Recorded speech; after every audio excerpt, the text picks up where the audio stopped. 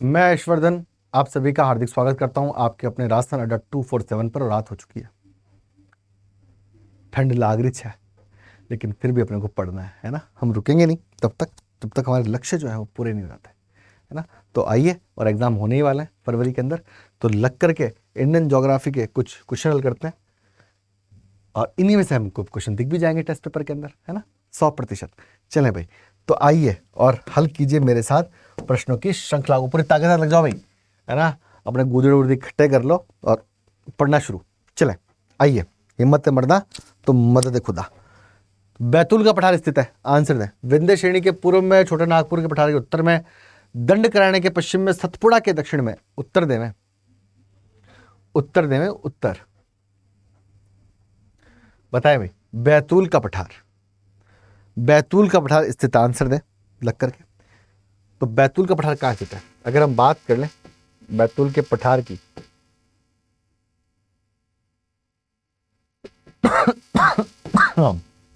तो ये सतपुड़ा, और सतपुड़ा के बिल्कुल यहां पर बैतूल का पठार। तो सतपुड़ा के दक्षिण के अंदर जो है वो बैतूल का पठार स्थित है। सतपुड़ा के दक्षिण के अंदर जो है बैतूल का पठार स्थित है, और इसी बैतूल के पठार से जो है वो तापी नदी निकलती है। कौन सी नदी? तापी नदी निकलती है, जो कि खंबाती खाड़ी में गिर जाती है। विंध्य श्रेणी के पूर्व में, छोटे नागपुर के पठार के उत्तर में, बिल्कुल नहीं।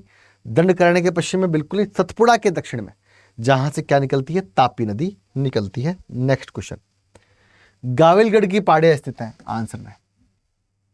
इसका पीडीएफ आपको राजस्थान अड्डा 247 के टेलीग्राम चैनल पर उपलब्ध होगा। आंसर दे इसका, उत्तर देवे लग करके उत्तर देवे।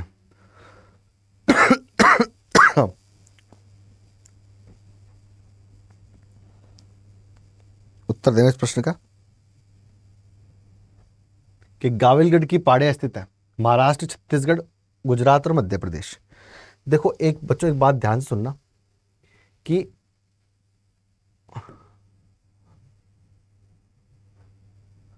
ठीक है, यहां पर अगर हम बातचीत करें तो विंध्य जो, ये सतपुड़ा जो है, ये आपकी गुजरात से लेकर के, और हम चर्चा करें तो मध्य प्रदेश, छत्तीसगढ़ और महाराष्ट्र में फैली हुई है ना। अभी चित्र को बड़ा कर लेता हूं मैं, समझना इस चीज को ना। तो गाविलगढ़ किसका पार्ट है, और इस पूरे सभी फैक्ट्स को समझ लीजिए आप इस क्लास के स्तर पे, सभी फैक्ट्स को समझ लीजिए। तो ये इस तरीके से है, क्या कर रहा हूं मैं, सॉरी,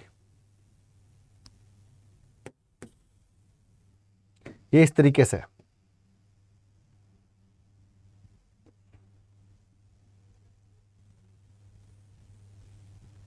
ठीक है। तो सतपुड़ा रेंज है ये, पूरी पूरी क्या है? Satpura range, Satpura range. इस सतपुड़ा रेंज को गुजरात में कहते हैं राजपीपला, एमपी में कहते हैं महादेव, छत्तीसगढ़ में कहते हैं मैकाल, मैकाल, और गाविलगढ़ कहते हैं, और गाविलगढ़ कहते हैं कहां पर बात कर ले तो महाराष्ट्र के अंदर। गाविलगढ़ का कहते हैं महाराष्ट्र के अंदर, ठीक है ना। ये गुजरात में, जीजे, एमपी और छत्तीसगढ़। जैसे व्रत हिमालय कश्मीर से लेकर अरुणाचल प्रदेश तक फैला हुआ है। कश्मीर में व्रत हिमालय की चोटी जो है वो नंगा पर्वत है, और सबसे ऊंची चोटी जो है नेपाल के अंदर स्थित है, माउंट एवरेस्ट। वैसे ही सतपुड़ा गुजरात से लेकर के और मध्य प्रदेश, महाराष्ट्र और छत्तीसगढ़ में फैला हुआ है, ठीक है ना। तो गुजरात में सतपुड़ा को राजपीपला कहते हैं, एमपी में महादेव और छत्तीसगढ़ में मैकाल और महाराष्ट्र में गाविलगढ़ बोलते हैं। और इसकी सबसे ऊंची चोटी जो है, अगर हम बात करें, सबसे ऊंची पीक जो है इसकी, सबसे ऊंची पीक जो है इसकी वो है धूपगढ़, 1350 मीटर। और मैकाल पर्वत की सबसे ऊंची चोटी जो है वो है अमरकंटक, अमरकंटक, ठीक है ना। अमरकंटक से 3 नदियों का उद्गम होता है, नर्मदा, सोन और महानदी। तो गाविलगढ़ जो ऑप्शन है यहाँ पे, वो क्या उत्तर होगा? महाराष्ट्र का। और गाविलगढ़ किसका पार्ट है? सतपुड़ा का पार्ट है। किसका पार्ट है? सतपुड़ा का पार्ट, और सतपुड़ा के बाकी पार्ट है। चले भाई, सतपुड़ा की सर्वोच्च चोटी कौन सी है? सतपुड़ा की सतपुड़ा की सर्वोच्च चोटी कौन सी? उत्तर दें। सतपुड़ा की सर्वोच्च चोटी कौन सी? आंसर देना। सतपुड़ा की सर्वोच्च चोटी कौन सी है? सतपुड़ा की सर्वोच्च चोटी कौन सी? आंसर देना। सतपुड़ा की सर्वोच्च चोटी कौन सी है? तो सतपुड़ा की सर्वोच्च चोटी होता है धूपगढ़, 1350 मीटर। इसका पार्ट है महादेव का। महादेव की भी सबसे ऊंची चोटी है। कहाँ स्थित है? एमपी में स्थित है। ठीक है ना, धूपगढ़। पारसनाथ किसकी सर्वोच्च चोटी है? छोटे नागपुर के पठार की। सिद्ध बाबा शिखर विंध्य की, एमपी में। और अमरकंटक मेकाल की सबसे ऊंची चोटी है। ये विंध्य की सबसे ऊंची चोटी है। ठीक है, नेक्स्ट। रार का मैदान स्थित है। रीवा, सतना, मालवा, छोटा नागपुर का पठार, दक्कन का पठार। रार का मैदान, रार का मैदान है राठ का मैदान? आंसर दें। रार का मैदान छोटा नागपुर पठार, दामोदर नदी का जो क्षेत्र है ना, वो रार का मैदान। स्वर्ण रेखा दामोदर जो है वो नदी क्षेत्र। ठीक है।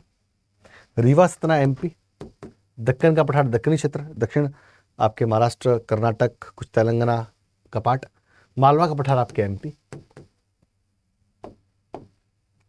भारत में यूरेनियम की पहली खान, ये क्वेश्चन जो है ना, इसके लिए सिलेबस की आवश्यकता नहीं है, जनरलाइज क्वेश्चन है, करंट से भी जुड़ करके आ सकता है ना। यूरेनियम की पहली खान मांद्रा नहीं है, ये आंध्रा है।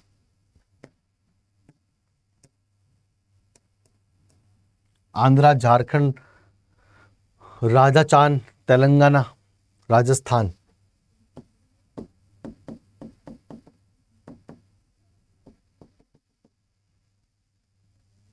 तेलंगाना। उत्तर दें।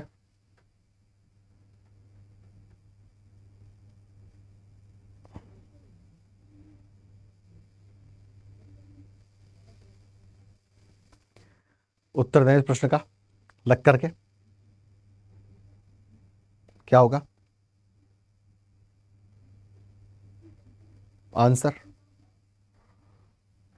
तो लग के क्लास शेयर कर दो एक बात तो, और जो सो रहे हैं उनको जगा दो। ठीक है ना, और जो जाग रहे हैं उनको सुला दो, सॉरी, है ना, उनको भी जगा के रखो, है ना। हाँ, क्लास को शेयर कर दो टाबरो, लाग रहे नहीं, पढ़ लो, टाइम कम बच्चे से। हाँ, चले भाई। तो भारत की यूनियन की पहली खान जादूगौड़ा है, झारखंड के अंदर। और तुमलापल्ली जो है वो सबसे बड़ा अगर हम बात करें तो सबसे बड़ा डिपॉजिट जो है भंडार मिला है आंध्र प्रदेश में। भंडार मिला है कहां पर? आंध्र प्रदेश में। ठीक है ना। लांबापुर, उमरार ये नहीं है। ग्रेट बाउंड्री फॉल्ट पृथक करता है, ये तो आपके राजस्थान ज्योग्राफी से जुड़ा प्रश्न भी है। राजस्थान ज्योग्राफी से जुड़ा प्रश्न भी है। ग्रेट बाउंड्री फॉल्ट पृष्ठ करता है शिवालिक को मैदान से, उत्तर के मैदान को छोटा नागपुर पठार से, अरावली को विंध्य से, दक्कन के पठार को पूरी घाट से। उत्तर दो इसका, बढ़िया प्रश्न है। लग करके आंसर, लग करके उत्तर देवें इसका बेहतरीन तरीके से। उत्तर देवें, उत्तर प्रश्न का बहुत ही बेहतरीन ये है आपके प्रश्न, यहां पर बहुत ही शानदार प्रश्न के साथ है ये। बताएं, उत्तर दें इस प्रश्न का लग करके। तो ग्रेट बाउंड्री फॉल्ट की अगर हम बात कर लें तो राजस्थान, अरे ये क्या बना दिया मैंने, राजस्थान बनाना ना मेरे को, तो कुछ नहीं करना राजस्थान बनाने के लिए, तो है ना। लो भाई, पतंगाकार आकृति बना देनी है। ठीक है ना। तो अरावली गुजर गई कहां से? अरावली गुजर गई यहां से। ठीक है ना। और आपके विंध्य गुजर गई यहां से। तो ग्रेट बाउंड्री फॉल्ट यहां पर GBF। तो अरावली और विंध्य के बीच में जो है वो ग्रेट बाउंड्री फॉल्ट स्थित है। ठीक है ना, अरावली और विंध्य के बीच के अंदर। चले भाई, इमारती पत्थर के लिए बहुत फेमस है। तटीय तेल क्षेत्रों में सर्वाधिक उत्पादन वाला राज्य कौन सा है? तटीय तेल क्षेत्र, एक होता है अपतटीय और एक होता है तटीय, है ना। अपतटीय मतलब यहां समुद्र में, और तटीय मतलब जो अंदर के तेल क्षेत्र है। तो उसमें सबसे ज्यादा उत्पादन राजस्थान के खाते में। वैसे ओवरऑल उत्पादन सबसे ज्यादा तेल कहां होता है? बॉम्बे हाई में होता है। कहाँ होता है? मुंबई हाई में होता है। पहले बॉम्बे बोलते थे, अब मुंबई बोलते हैं। मुंबई हाई कहाँ होता है? मुंबई हाई, मुंबई हाई में होता है सबसे अधिक उत्पादन, ठीक है। लेकिन यहाँ पर अगर हम बातचीत कर लें तो तटीय तेल क्षेत्र का मतलब एक होता है ऑनशोर, एक होता है ऑफशोर, है ना। तो ऑनशोर जो है वो सबसे अधिक राजस्थान में है। ओलिगोसीन काल में किसका निर्माण हुआ? आंसर देवे। ओलिगोसीन काल में किसका निर्माण हुआ? उत्तर देवे। ओलिगोसीन काल में किसका निर्माण हुआ? आंसर देवे। ओलिगोसीन काल में किसका निर्माण हुआ? उत्तर देवे। ओलिगोसीन काल में किसका निर्माण हुआ? तो ओलिगोसीन काल की अगर हम चर्चा कर लें तो वृत हिमालय, मध्य हिमालय, बाह्य हिमालय, पूर्वांचल हिमालय। तो ओलिगोसीन काल के अंदर अगर हम चर्चा करें तो अगर हम हिमालय की बात कर ले तो हिमालय की रचना जो है सबसे ऊपर ट्रांस हिमालय, अगर हम बात वार्तालाप करें तो ट्रांस हिमालय। ट्रांस हिमालय के बाद में कौन सा? वृहत हिमालय, वृहत या महान हिमालय भी कहते हैं। उसके बाद नीचे कौन सा? लघु हिमालय। और सबसे नीचे जो है वो कौन सा है? शिवालिक है। कौन सा है? शिवालिक है। ये चारों है ना, सबसे ऊपर ट्रांस, फिर वृत, फिर लघु, फिर शिवालिक। इन तीनों को मिलाकर के क्या कहते हैं? मुख्य हिमालय कहते हैं। इन तीनों को मिलाकर क्या कहते हैं? मुख्य हिमालय कहते हैं। और वृत हिमालय का जो निर्माण है वो कब हुआ? ओलिगोसीन में हुआ।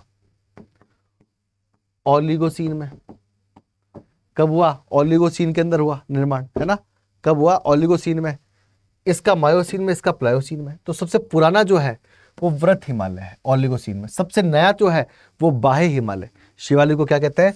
बाह्य हिमालय भी कहते हैं शिवालिक को। शिवालिक या बाह्य हिमालय जो है वो सबसे नवीनतम है, सबसे नवीनतम, है ना, सबसे नवीनतम है। नेक्स्ट, मानसरोवर का द्वार किस दर्रे को कहते हैं? मानसरोवर का द्वार किस दर्रे को कहते हैं? आंसर में, मानसरोवर का द्वार किस दर्रे को कहते हैं? उत्तर दें। मानसरोवर का द्वार किस दर्रे को कहते हैं? मानसरोवर का द्वार किस दर्रे को कहते हैं? मानसरोवर का द्वार किस दर्रे को कहते हैं?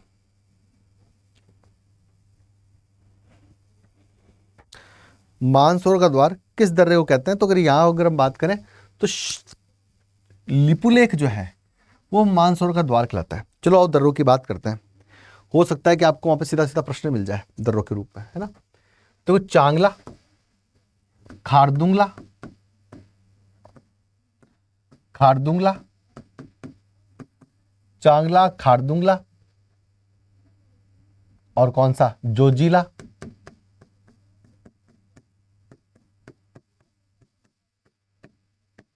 फाटूला, काराकोरम, उमलिंगला।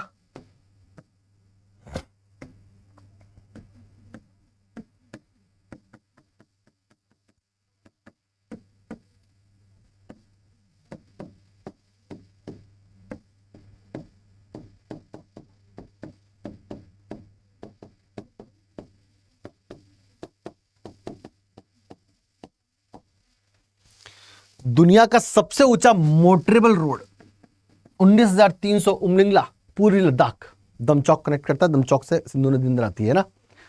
ये सबके सब दर्रे कहां स्थित है? लद्दाख में। कहां स्थित है? लद्दाख में। खारदुंगला सियाचिन को जोड़ता है लेह से, है ना, नुब्रा, बायो नुब्रा वैली। जोजिला जो है लेह को किसे जोड़ता है? श्रीनगर से जोड़ता है, NH1D। फाटूला जोजिला की जस्ट नीचे ही है, एडजेसेंट। काराकोरम जो है वो लेह को चीन से। और उमलिंगला जो है वो दुनिया का सबसे ऊंचा मोटरेबल रोड है लिम्का बुक ऑफ रिकॉर्ड के अंदर, Guinness book of world record के अंदर।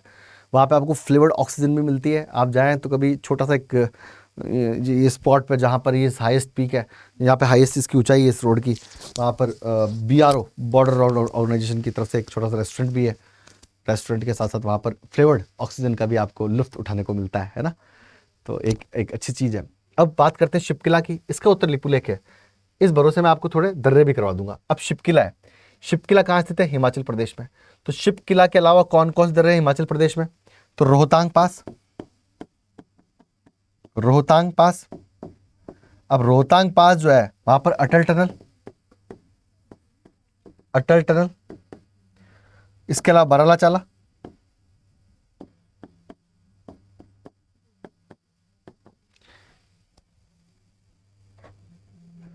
इसके अलावा कौन सा है? बराला चाला पास, ठीक है।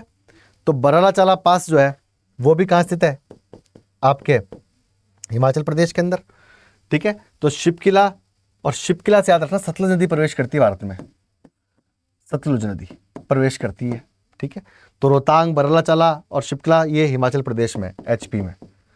अब बात करते हैं, चांगला 2 बार आ गया, कोई दिक्कत नहीं है, इसको थांगला कर लेते हैं। थांगला भी कहाँ स्थित है, आपके उत्तराखंड में। अब लिपुलेख, तो लिपुलेख, माना, नीति, मुलिंगला, ये सब के सब जो है ये उत्तराखंड में स्थित दर्रे हैं।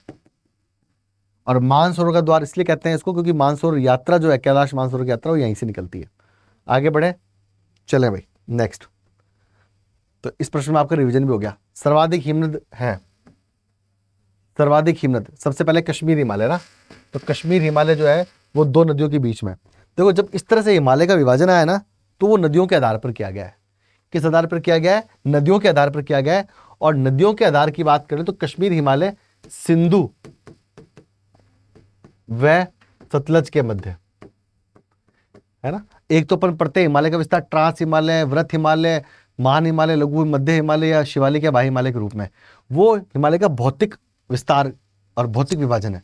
जब हिमालय इस तरीके से आपके सामने आ जाए तो समझ लेना कि प्रादेशिक विभाजन है जो कि नदियों के आधार पर किया गया है सर सिडनी बुराड के द्वारा। अब सिडनी बुराड आपसे कोई पूछेगा नहीं, है ना।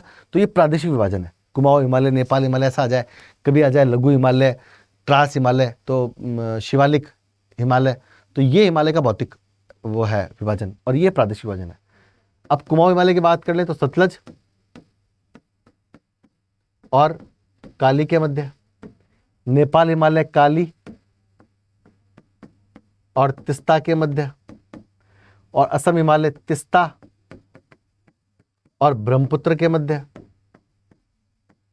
ब्रह्मपुत्र के मध्य लो, है ना। तो सबसे अधिक हिमनद जो है वो कहाँ स्थित है, बात कर लें तो कुमाऊं हिमालय में सबसे अधिक हिमनद है जो कि सतलज और काली के मध्य है। कौन कौन से, चलो बात करते हैं कौन कौन से। तो गंगोत्री, यमुनोत्री, ठीक है ना, चौड़ी बाड़ी, मिलाम,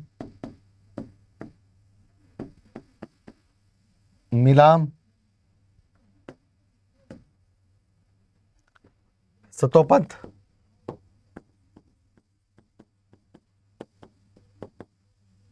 बंदरपूछ, ये सब के सब जो हैं ये यही स्थित है, इसलिए सबसे अधिक हिमनद है ना। ग्लेशियर, कश्मीर हिमालय अपनी चौड़ाई के लिए फेमस है, नेपाल हिमालय ऊंचाई के लिए फेमस है, और असम हिमालय जैव विविधता के लिए फेमस है। काजीरंगा है, मानस है, नामदफा है ना, बहुत सारे नेशनल पार्क्स वगैरह यहाँ स्थित है, ठीक है। चलिए अभी नेक्स्ट, सैनकोटा दर्रा निम्न में से कहाँ स्थित है, नीलगिरी, नियामगिरी, कार्डमम, जावदी। आंसर दें, सैनकोटा दर्रे प्रकृति के द्वारा बनाए गए रास्ते। कुछ रास्ते इंसान बनाते हैं जैसे national highway, national expressway, railways, plane, पानी के जहाज, और कुछ रास्ते प्रकृति बनाती है।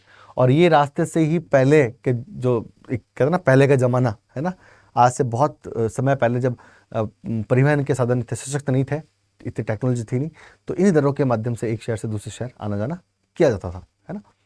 तो यहाँ पर एक कार्डमम के अंदर है ना, कार्डमम के अंदर स्थित है। कार्डमम जो है वो इलायची की पहाड़ियाँ कहलाती है और मसालों के लिए प्रसिद्ध है, मसालों के लिए। और ये कार्डमम की पहाड़ियाँ केरल और तमिलनाडु के मध्य है, केरल व तमिलनाडु के मध्य, तमिलनाडु के मध्य। और ये पठार, ये जो दर्रा है ये यहाँ स्थित है, केरल से तमिलनाडु को जोड़ता है। किसको जोड़ता है, केरल से तमिलनाडु को जो है ये दर्रा कनेक्ट करता है। एक तरफ केरल है, एक तरफ तमिलनाडु है। कार्डमम रेंज के अंदर नीलगिरी जो है, नीलगिरी यहाँ है ऊपर, और नीलगिरी के पास जो है पालघाट दर्रा स्थित है। कौन सा दर्रा स्थित है, पालघाट। तो प्रश्न पूछता है साउथ इंडिया की दर्रों के बारे में। दर्रे मतलब नेचुरल रास्ते, थाल, भोर, पाल और सैनकोटा। थाल और भोर जो है महाराष्ट्र में, पालघाट जो है नीलगिरी अन्नामलाई के बीच में, केरल और तमिलनाडु को जोड़ता है। ये दोनों केरल और तमिलनाडु को जोड़ता है। नेक्स्ट, ये प्रश्न नहीं, हटाओ। हाँ, ये आया प्रश्न आपके लायक, सुमिलित कीजिए, उत्तर दें इस प्रश्न का, सुमिलित कीजिए, सुमेलित कीजिए, आंसर दें, सुमेलित कीजिए। तो निम्न में से कौन सा सुमेलित नहीं है? विटिकल्चर अंगूर का उत्पादन, पॉमिकल्चर फलों का उत्पादन, ऑलरिकल्चर मछली पालन, सेरिकल्चर रेशम कीट पालन। आंसर दें।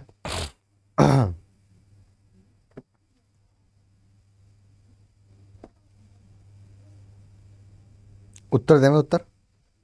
तो विटिकल्चर अंगूर उत्पादन करेक्ट है, पॉमिकल्चर फलों का उत्पादन सही है, ऑलरिकल्चर मच्छी का उत्पादन गलत है, सेरिकल्चर रेशम कीट, ऑलरिकल्चर मतलब सब्जियों का उत्पादन, किसका उत्पादन?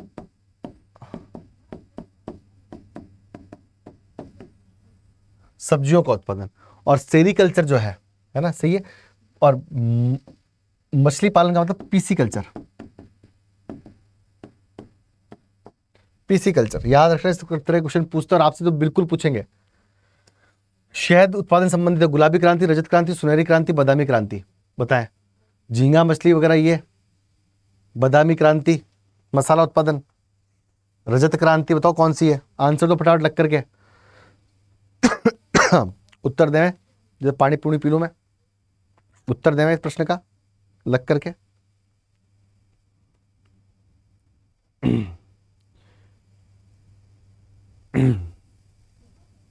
उत्तर दें।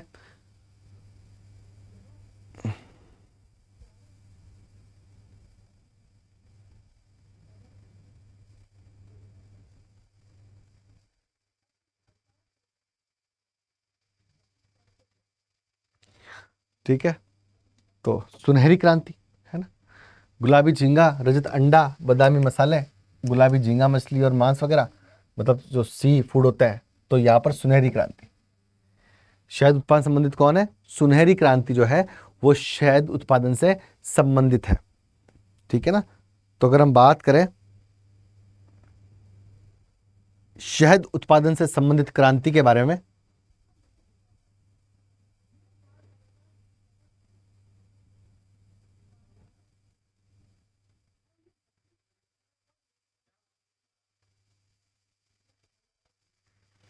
चलें भाई आगे बढ़े यहां से। निम्नलिखित में कौन सा कथन सही है?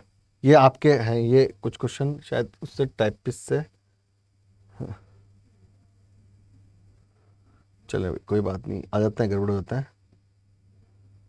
हाँ हाँ हाँ। अधोलिखित में कौन सा युग्म सही है? जलोढ़ उत्तर प्रदेश, कपासी काली महाराष्ट्र, लाल पीली छत्तीसगढ़ और लेटराइट पंजाबी पंजाब में। आंसर दें, कौन सी मिट्टी कहां से संबंधित है? उत्तर दें फटाफट, कौन सी मिट्टी कहां से संबंधित है? उत्तर दें इस प्रश्न लिख करके।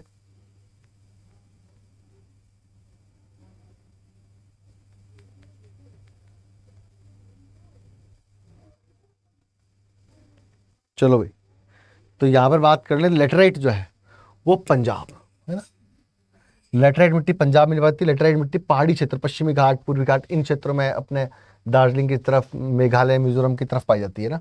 पंजाब में तो जलोढ़ मृदा पाई जाती है, खादड़ और बांगर। मैग्नेटाइड लोहा अयस्क है ना, मैग्नेटाइड क्या है? लोहा अयस्क है। इसका सर्वाधिक उत्पादन कर्नाटक में, चिंता मत करना, बिल्कुल कर्नाटक के अंदर। सद्भावना शिखर किसकी सबसे ऊंची चोटी है? तो विंध्यन की जो है, भांडेर की, कैमूर की, राजपीपला, राजपीपला सतपुड़ा का है, जोबट हिल।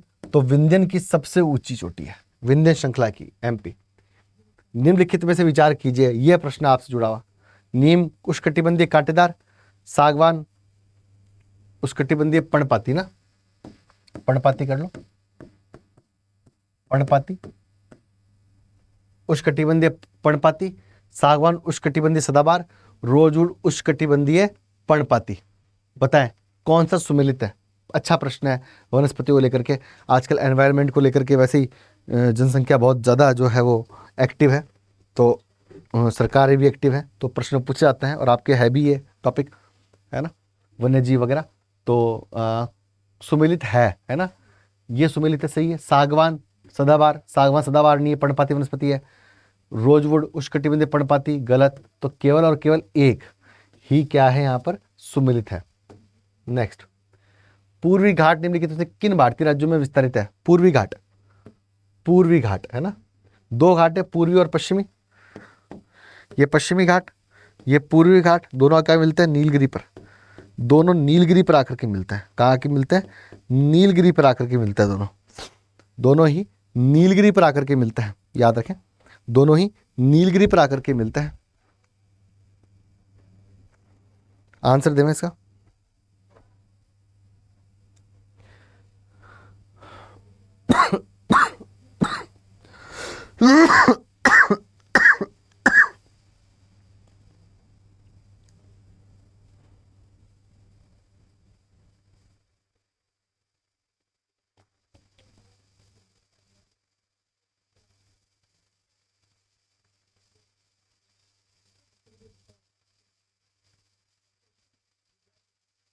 आंसर दे इस प्रश्न का।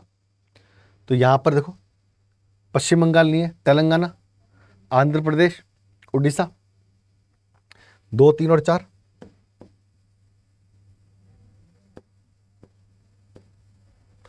पश्चिमी घाट है ना, मतलब पूर्वी घाट पश्चिम बंगाल में नहीं है, ये नीचे से महानदी चालू होता है, तो उड़ीसा इसमें शामिल होता है पूर्वी घाट के अंदर।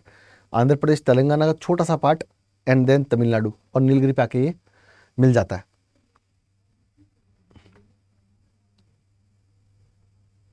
बताओ भाई, मैंग्रोव वनावरण पाया जाता है, वनस्पति का प्रश्न है, बढ़िया बेहतरीन। पहली बात तो मैंग्रोव वनस्पति क्या होती है ना, ये समझो आप, है ना। तो मैंग्रोव वनस्पति जो है, अगर हम वार्तालाप करें, जवारी वनस्पति कहते हैं, इसे कच्छ वनस्पति भी कहते हैं, जवार या कच्छ वनस्पति। और ये वनस्पति कहां पाई जाती है? जहां पर भी नदियां समुद्र के पानी से मिलेंगी, जहां पर भी नदियां समुद्र के पानी से मिलेंगी, जहां पर भी डेल्टा होंगे, जहां पर भी एस्चुरी होंगी, वहां सब जगह जवारी वनस्पति पाई जाएंगी। नदियों का पानी मीठा होता है, समुद्र का पानी खारा होता है, जहां पर भी मिलेंगी। और आप देख रहे हो कि इस पूरे प्रायद्वीप के अंदर इधर नर्मदा, ताप्ती, साबरमती, माही बह रही है, नीचे आ जाते हैं तो मांडवी, ज्वारी, पेरियार, भारतपूजा, गंगावेली बह रही है। ठीक है, इधर बात करें तो गंगा, ब्रह्मपुत्र तो आ ही रही है, साथ साथ में आपके जो है वो महानदी है, स्वर्णरेखा है, वैतरणी है, ब्राह्मणी है, गोदावरी, कृष्णा, कावेरी है, वेगई है, ताम्रपर्णी है। पूरे के पूरे इस पूरे रीजन के अंदर जो है वो जवारी वनस्पति पाई जाती है, मैंग्रोव वनस्पति पाई जाती है। ऐसी वनस्पति जो खारे जल और मीठे जल में पाई जाती है मिक्सचर में, वो जवारी वनस्पति कहलाती है। इसे मैंग्रोव व कच्छ वनस्पति भी कहते हैं। तो उत्तर होगा चारों, ठीक है ना। और विशेषता क्या होती है मैंग्रोव वनस्पति की? New metaphor. न्यू मेटाफोर्स जो होते हैं वो विशेषता होती है, जड़ें वापस बाहर निकल के शोषण का कार्य करती है। चलें भाई, सिंधु नदी स्थित परियोजना है, सिंधु नदी स्थित परियोजना है, आंसर दें। सिंधु नदी स्थित परियोजना है, उत्तर दें। सिंधु नदी स्थित परियोजना है, आंसर दें। सिंधु नदी स्थित परियोजना है।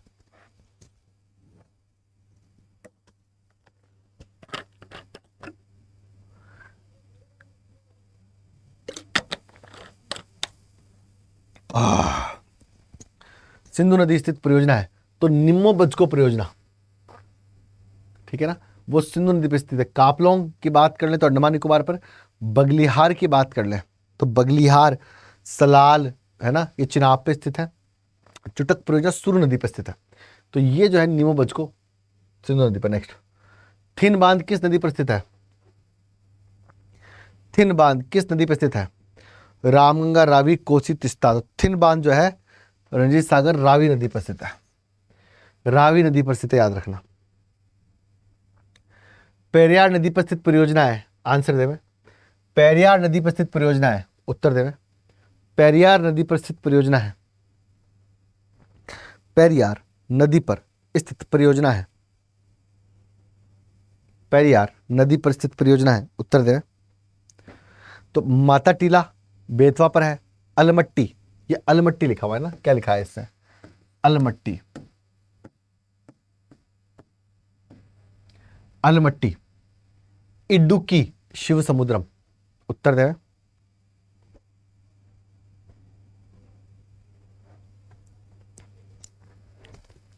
आंसर देवे इसका। लक्कर के उत्तर देवें तो अलमट्टी, इडुक्की तो पेरियार नदी पे इडुक्की, पेरियार नदी केरल, इडुक्की। अलमट्टी जो है कृष्णा नदी पर स्थित है, कर्नाटक। माता टीला बेतवा शिव समुद्रम जो है कावेरी नदी पर, कावेरी नदी पर,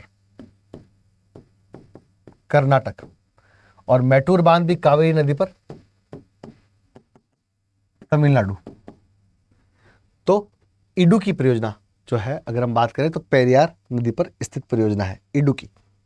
नेक्स्ट, गोविंद वल्लभ पंत सागर स्थित है, आंसर दें। गोविंद वल्लभ पंत सागर स्थित है, उत्तर दें। गोविंद वल्लभ पंत सागर स्थित है, आंसर दें।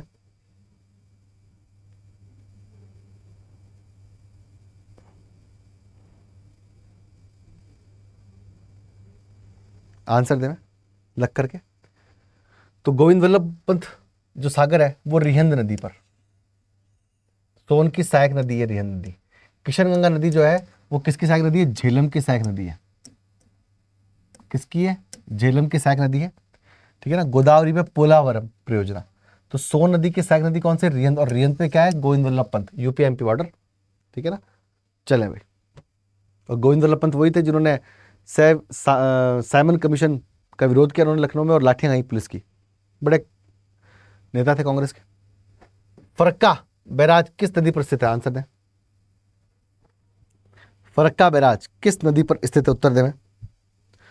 फरक्का बैराज किस नदी पर स्थित है? आंसर दें। फरक्का बैराज किस नदी पर स्थित है? फरक्का बैराज किस नदी पर स्थित है? आंसर दें।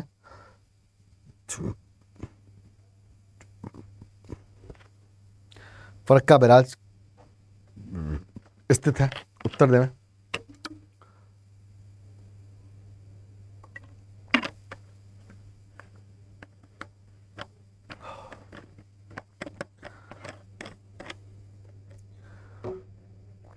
तो फरक्का बैराज जो है गंगा नदी पर स्थित है, वेस्ट बंगाल में। फरक्का डैम के बाद गंगा दो भागों में बढ़ जाती है, एक तो गंगा की मुख्य धारा भागीरथी के रूप में, और एक बढ़ जाती है हुगली के रूप में। याद रखना, फरक्का बैन वेस्ट बंगाल और बिहार के बॉर्डर पर। और इसके बाद गंगा जो है दो भागों में बढ़ जाती है।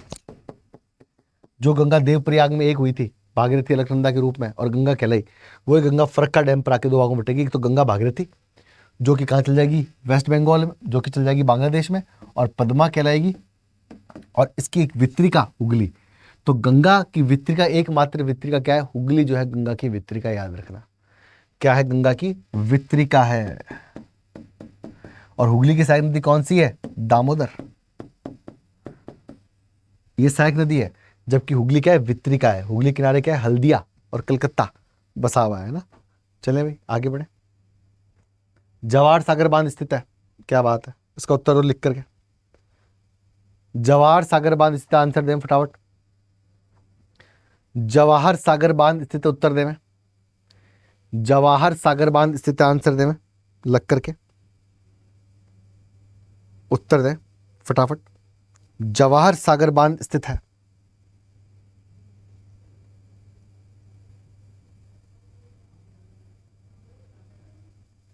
उत्तर दें।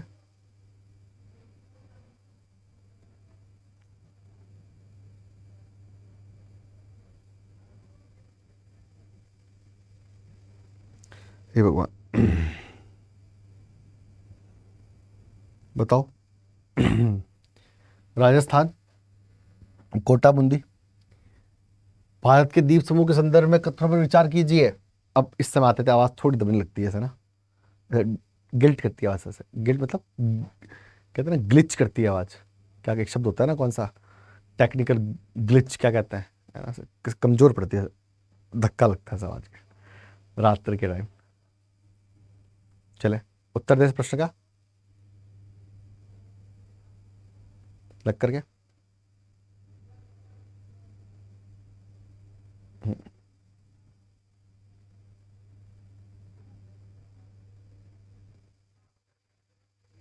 चलो, तो अंडमान निकोबार द्वीप समूह 9 डिग्री चैनल द्वारा अलग होता है, बिल्कुल गलत।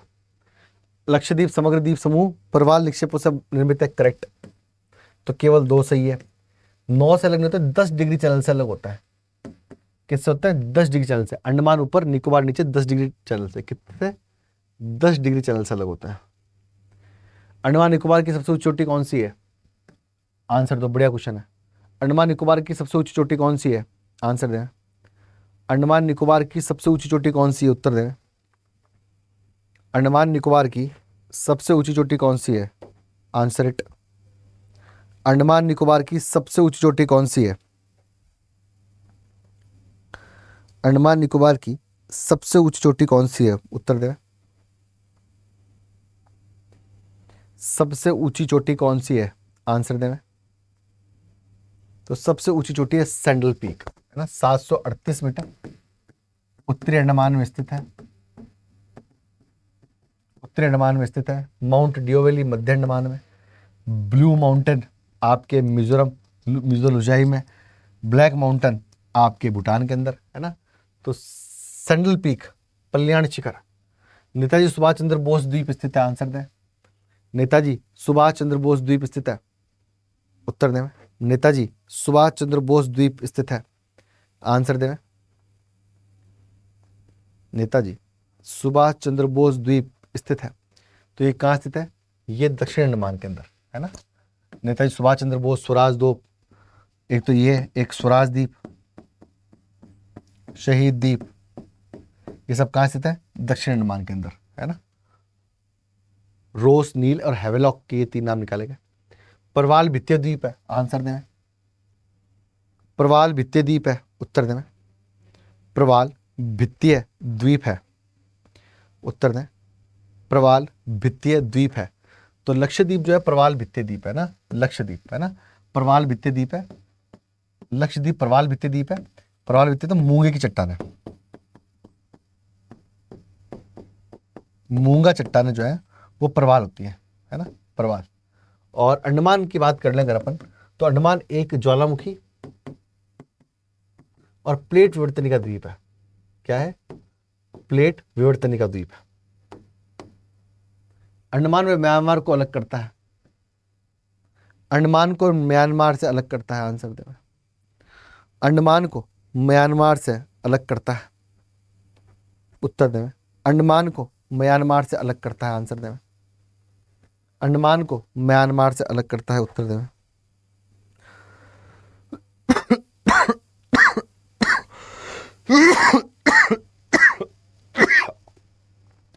अंडमान को म्यांमार से अलग करता है कोको स्ट्रेट।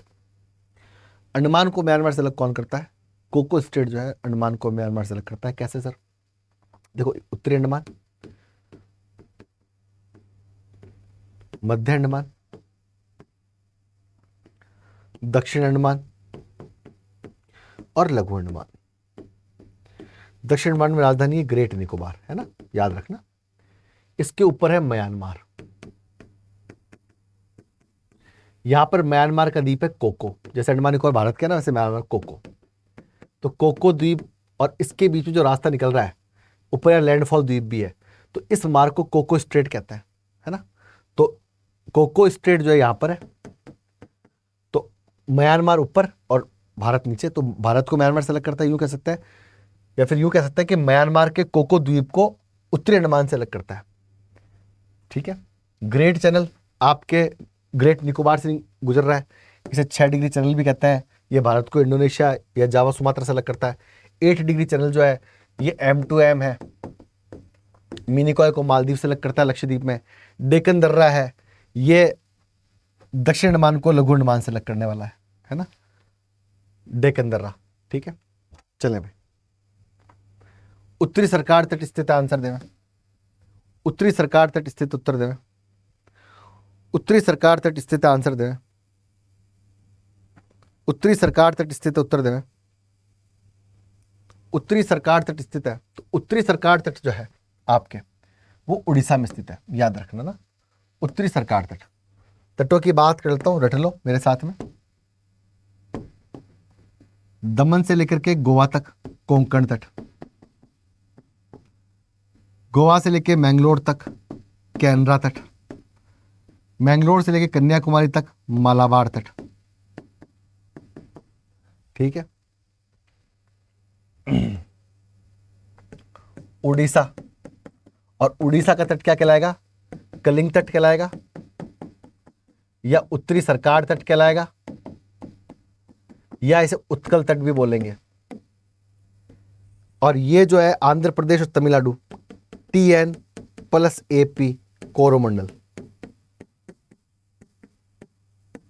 और पारादीप भी एक जगह है उड़ीसा के अंदर, उसे पारादीप भी कहते हैं। ठीक है ना। चले भाई आगे बढ़े यहां से। उड़ीसा में, केरल में कौन सा होगा? मालाबार। कर्नाटक में कौन सा होगा? कैनरा या कन्नड़। उत्तर यहां पर सही है। नेक्स्ट, कयाल जिले पाई जाती है, आंसर देना। बहुत प्यारा क्वेश्चन। कयाल जिले पाई जाती हैं, उत्तर देना। सदा एवरग्रीन प्रश्न है। कयाल जिले कहाँ पाई जाती हैं?